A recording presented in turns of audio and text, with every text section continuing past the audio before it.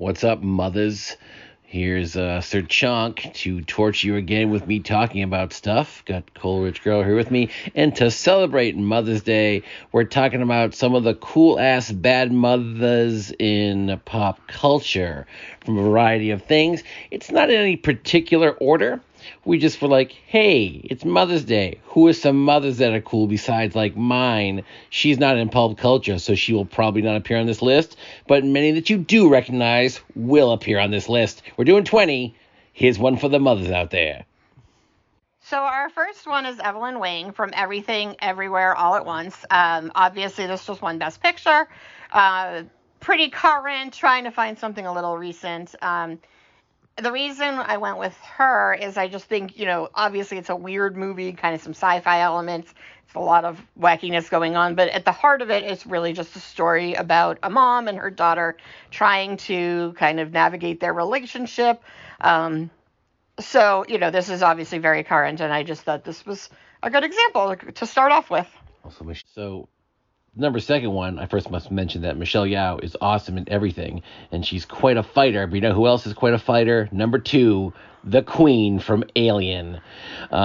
Or the Queen from Aliens, different queens, but both very tough mothers. More so in Aliens, where it's sort of in a response to protecting her young. I love the face-off port where, like, Sigourney Weaver and the alien mom are staring at each other, and the alien's like, I'm about to rip your face off, Sigourney, and she's like, well, I got a flamethrower pointed at your babies. And then the mother lets her go, because even as much as she wants to eat Sigourney Weaver's face off, she wants to protect her babies. But Sigourney Weaver, like a jerk, tortures him anyway. And then it's on, because you don't mess with alien babies. All right, so moving into something a little more realistic, Leslie Bennett from Euphoria. Obviously there's some challenges here. She struggles.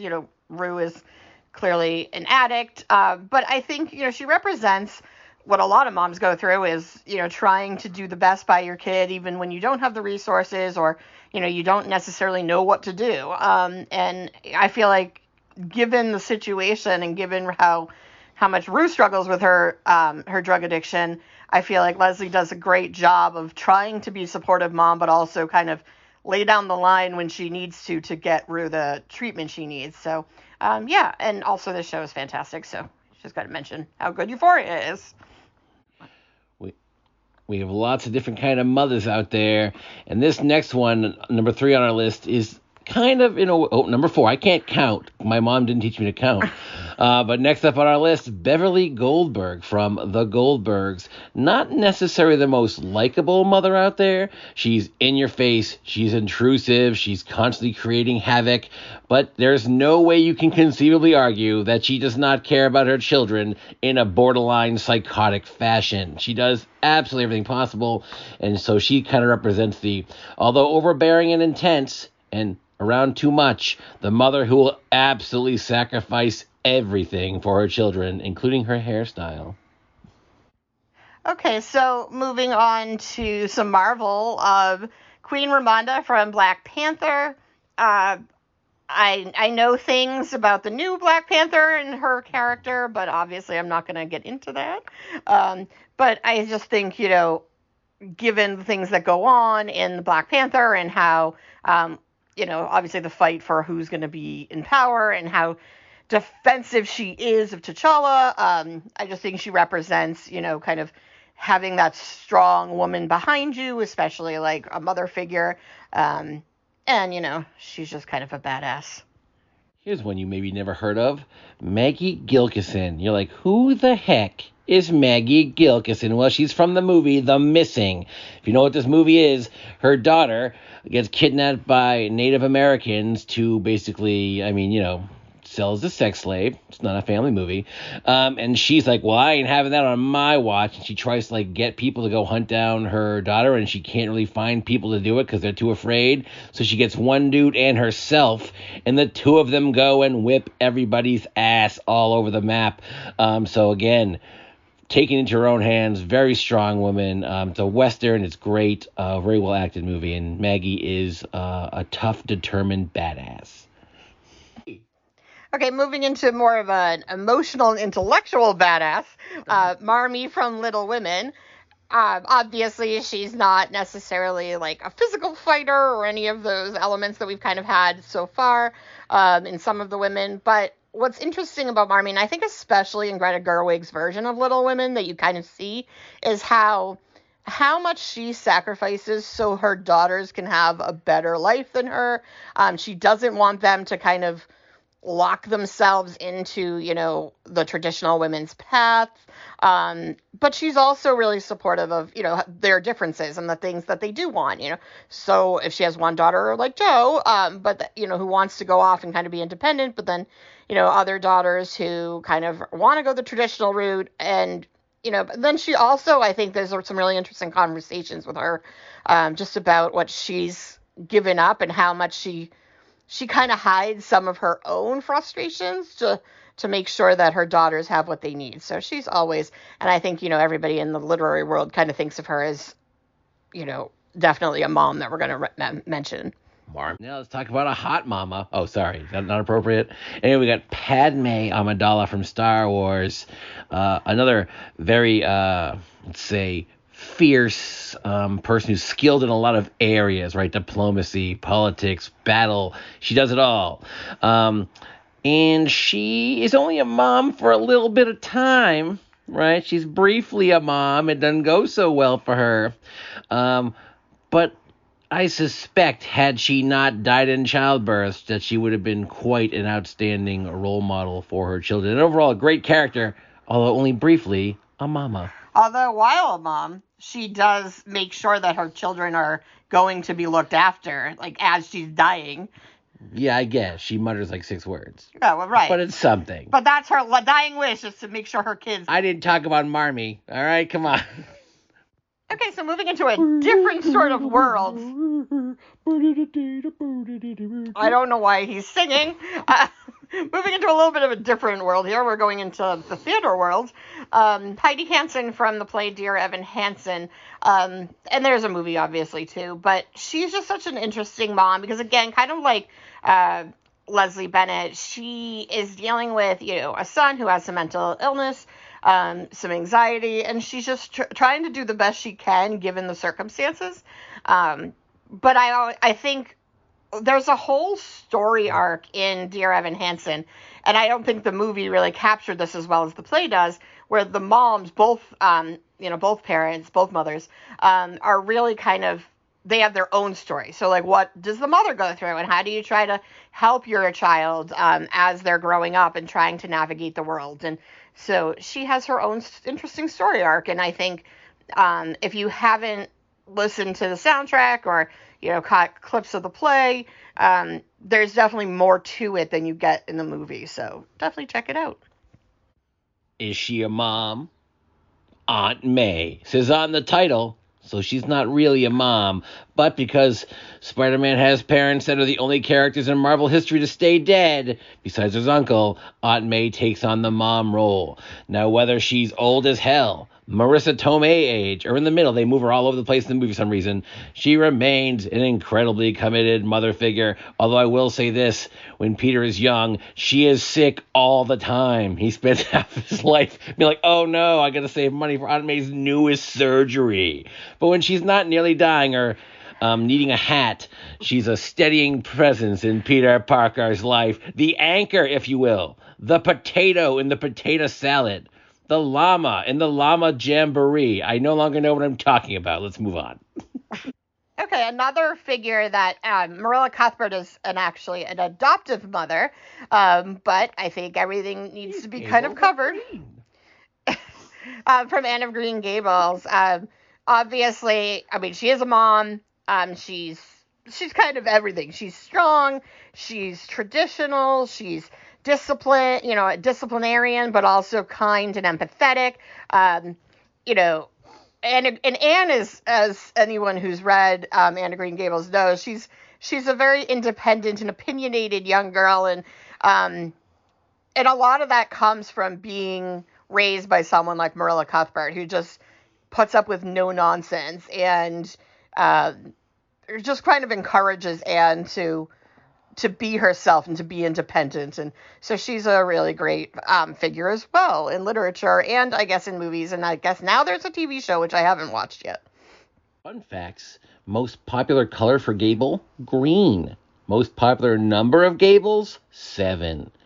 But that's nothing to do with our next mother, Mary Winchester of Supernatural. We're going to have a bit of a theme, a miniature theme here of mothers who die and like, I don't care about death, I'm coming back. And Mary Winchester is one of those.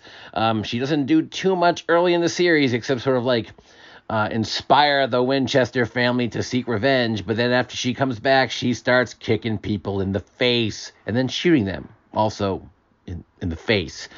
Most of her violence is face central. But while she's committing violence, she also works as sort of another, like some support, some guidance for the brothers, Sam and Dean, Sam of the bad hair and Dean of the general coolness. So not all mothers are perfect. And pie loving. Yes, Dean also loves pie. I don't know if Mary Winchester is a big fan of pie. I forget. But also your last name's named after a famous rifle, so you have to be pretty cool. Okay, so again in Marvel, Muneeba Khan from the new series Ms. Marvel. I probably said her name wrong, and I do apologize if I did. What I loved about her character is while at the beginning of the series, there were times where Sir Chunk and I would debate because he was like, she's the worst character ever. I hate this woman. She's irritating. Because she's very overbearing, and she doesn't seem to be, like, open to... Celebrity deathmatch. Her versus Beverly Goldberg. Kamala, she doesn't seem to be open to Kamala's, like, independence and her opinions and her thoughts and, like, her wanting to be kind of, you know, I guess somewhat assimilating to American culture, but also kind of keeping her traditions. And it feels a little overbearing at first, but then as the series goes on, you realize why, and she just becomes such a strong character, and such a support figure, and I think this is where she is helping give Kamala her, you know, her famous costume and everything. So definitely a character who evolves over the series from somebody I was kind of like, she's kind of annoying, but I get it as a mom, to, wow, she's a super cool mom, and, you know, she's an awesome character, so. Okay. All right, so here's a character from a TV show that was awesome that not enough people watched. Tami Taylor from Friday Night Lights. Just another example where I think like this sitcom maybe had kind of the vibe of one of those old drama. It's not. That's true. It wasn't really a situation. Anyway, this hour-long family drama kind of had the vibe of the old school ones where you're like, oh, the dad's in charge and the mom just sits at home and makes food. Then you're like, no, that is not the case. Tami Taylor is in charge of everyone's life. Tough, aggressive, does everything, cares about her kids, in charge of the family, great personality, great actor, and just overall a really nice sort of balance to a lot of the other characters in the show, and well-defined. Great show, by the way. Everybody should watch Friday Night Lights, particularly the first couple seasons. They're amazing. Okay, so in some darker TV, and this is definitely based on the TV show, because I don't think that there's really any major reference to the children in the Handmaid's Tale book. I haven't read it in years, since college, I don't think, but and I did like the book, but obviously the show has gone off in many other tangents and at this point. But Offred, whose obviously real name is June, I mean, the whole series revolves around her literally trying to get her daughter out of Gilead, and then having another child and getting that child out of Gilead, but then sticking around and essentially not only fighting a revolution, literally starting a revolution to get her daughter free. So you can't really, like, argue against that in terms of a mom. I mean, a mom who's going to, like, take down the entire patriarchy and the system for her daughter, pretty badass mom. So it's a revolution. So you're saying there are bombs in Gilead? Not. Yeah, lit joke. Okay. Holly Weasley. All right, so we've got a couple of redheads coming up soon. Harry Potter, you may have heard of it. Small book that 2 or 3 people read, and they made a small show about it. But anyway, it's a billion characters. I call it a show like my mom because it's Mother's Day. So, anyway, one of the key moms, right, Molly Weasley, although she's not always in the book a lot, when she is in it, she has a very commanding and yet also loving presence. And listen, if you're going to kill off Bellatrix Lestrange, then you a bad mother. That's it, just a bad mother. It's Mother's Day. Well, she's a good mother. Yeah, bad mother in a good way. Yeah, like, I was going to say bad mother, but you don't say the F word on Mother's Day because Mom would be disappointed.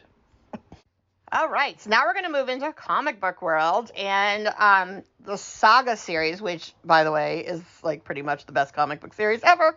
It's not. It is, but okay. But Alana, who is, the whole series literally is about this couple and their child. Stupid baby. Which Sir Chong refers to as the stupid baby, even though she's pretty much like the protagonist. So Alana is the mom. She is, I guess, in forbidden relationship with, a member of a different planetary race, and it's, there's some nonsense there with like all the different, the planets, and there's some racism going on, obviously. The tree. But the ultimate, like, she just is a mom who will do anything. Literally, like, flying around like the universe, trying to like find a place to make sure her daughter gets everything she needs and, is taken care of, and fighting wars. And she's a badass, but she's also like a kind and, empathetic and caring mother. So she pretty much does it all. And also just read the series because it is so good. It was. You probably can't even tell that sound like, 'cause it's probably awful, but it's my intro to Game of Thrones, which has a lot of very spectacular characters and several interesting moms.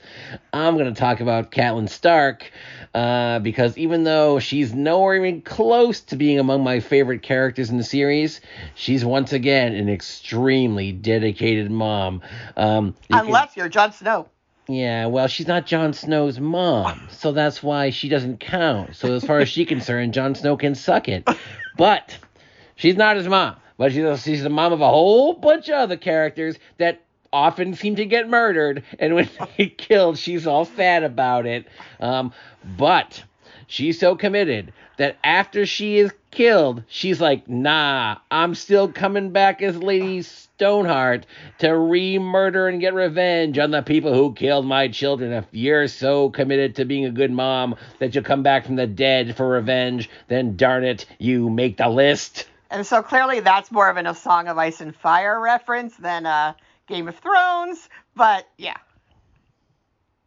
Sexy mom. Continuing with Game of Thrones, because I was thinking about, like down the line we want to do like a Father's Day one too, and I was like, there are like no decent dads except like kind of Ned Stark in Game of Thrones, and I was like, but literally there's so many badass women. This is, I know like people seem to be like, oh, it's not feminist, or it's all these horrible things happen to women. Is that the voice that non-feminists use? I guess. Oh, it's not feminist. But the thing with Game of Thrones is like if you actually like dig into it, it is incredibly female driven, incredibly, the women are super powerful.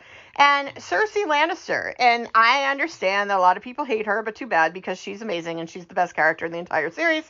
But as far as a mom, when you say she would burn it all down for her kids, she literally will burn it all down for her kids, as we witnessed. And it was awesome. And it was this amazing scene, and I don't care. I didn't feel bad at all for any of the people who got burned down. Even though there probably were some mothers in there. Yeah, but it didn't matter. She burned it all down for her kids, and then he jumped out a window, so that was always kind of maybe not worth it. But Tom is a douche. We're not supposed to say that. Anyway, Cersei, literally will do anything for her kids. The entire plot for her is just taking care of her kids and burning it all down. All right, for I believe our final mama. Last mama on the list is Joyce Byers of course, Stranger Things, played by one of my personal favorite people, Winona Ryder.